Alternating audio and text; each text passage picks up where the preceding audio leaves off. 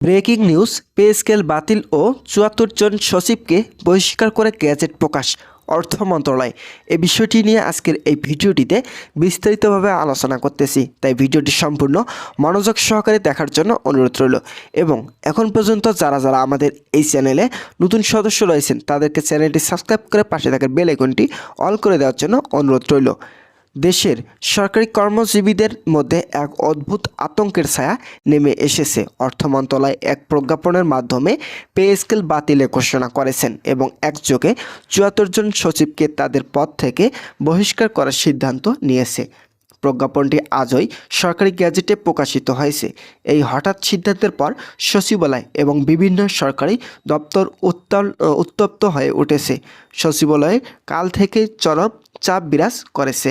অনেক সচিব আতঙ্কিত অবস্থায় অবস্থান করেছেন। সরকারি সূত্রে জানা যায়, পে স্কেল বাতিলের পেছনে বাজেটের অপ্রত্যাশিত চাপ, সরকারি আয় ব্যয়ের ভারসাম্য এবং কর্মচারী বেতন কাঠামোর জটিলতা মূল কারণ। তবে কর্মচারীদের মধ্যে ধারণা তৈরি হয়েছে যে এটি রাজনৈতিক সিদ্ধান্ত এবং সরকারের অভ্যন্তরীণ দপ্তরগুলোকে নিয়ন্ত্রণের অংশ। তো বন্ধুরা, ভিডিওটি চলাকালীন সময়ে এখন পর্যন্ত যারা যারা আমাদের এই চ্যানেলে নতুন সদস্য রয়েছেন তাদেরকে চ্যানেলটি সাবস্ক্রাইব করে পাশে থাকা বেল আইকনটি অল করে দেওয়ার জন্য অনুরোধ রইল। অর্থ মন্ত্রণালয় একজন ঊর্ধ্বস্থ কর্মকর্তা নাম প্রকাশ না করার সত্ত্বে জানিয়েছেন, এই সিদ্ধান্ত সময়োপযোগী এবং প্রয়োজনীয়।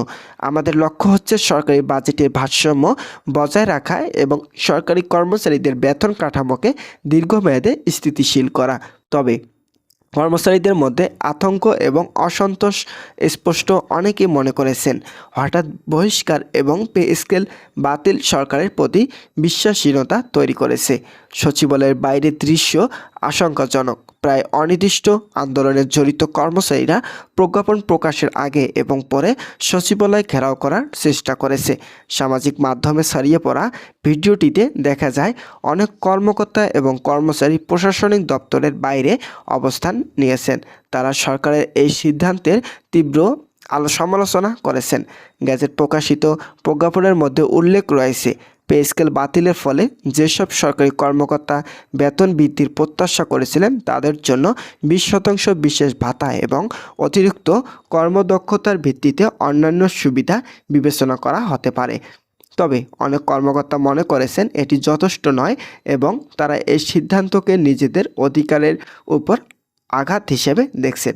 তো বন্ধুরা, যারা যারা সরকারি চাকরিজীবী রয়েছেন তাদের জন্য শুভকামনা রইল। তারা পরবর্তী আপডেট পেতে এখনই আমাদের এই চ্যানেলটি সাবস্ক্রাইব করে পাশে থাকার বেল আইকনটি অল করে রাখুন। বিশেষজ্ঞরা বলেছেন, এই ধরনের পদক্ষেপ অর্থনৈতিক শৃঙ্খলা বজায় রাখার পাশাপাশি বাজেট ঘাটতি নিয়ন্ত্রণের জন্য জরুরি হলেও এটি সরকারি কর্মচারীদের মধ্যে বিশাল উদ্বেগ সৃষ্টি করবে। সামাজিক, রাজনৈতিক ও প্রশাসনিক দিক থেকেও এই সিদ্ধান্তের দীর্ঘমেয়াদী প্রভাব পড়তে পারে। প্রশাসনিক কার্যক্রমে স্থগিতা, কর্মকর্তাদের মধ্যে বিভ্রান্ত এবং অনিশ্চয়তা বৃদ্ধি পাবে। সরকার জানিয়েছেন, এই বহিষ্কার এবং পে স্কেল বাতিলের সিদ্ধান্ত কার্যকরী হবে পর্যায়ক্রমে। আগামী কয়েক সপ্তাহের পরিস্থিতি নিয়ন্ত্রণ আনতে বিভিন্ন সমন্বয় সভা এবং জরুরি নির্দেশিকা জারি করা হবে। এছাড়াও নতুন নিয়োগ এবং পদ উন্নয়নের জন্য একটি সরকারি কমিটি গঠন করা হবে, যা সচিবালয়ে প্রশাসনিক শৃঙ্খলা পুনর্স্থাপন করবে। তো বন্ধুগণ, ভিডিওটি এখন পর্যন্ত এসেও যারা যারা আমাদের এই চ্যানেলের নতুন সদস্য রয়েছেন তাদেরকে চ্যানেলটি সাবস্ক্রাইব করে ভিডিওটি সম্পূর্ণরূপে কন্টিনিউ করার জন্য অনুরোধ রইল। তো বন্ধুরা, সর্বশেষ জানা যায় এই প্রজ্ঞাপন শুধু অর্থনৈতিক দিকে নয়, সামাজিক ও রাজনৈতিক দিক থেকেও দেশের প্রশাসনিক কাঠামোর উপর গুরুত্বপূর্ণ প্রভাব ফেলবে। হঠাৎ বহিষ্কার এবং পে স্কেল বাতিলের মতো সিদ্ধান্ত দেশের সরকারি কর্মজীবীদের মানসিক চাপ ও প্রশাসনিক কার্যক্রম অস্থিরতা করতে পারে।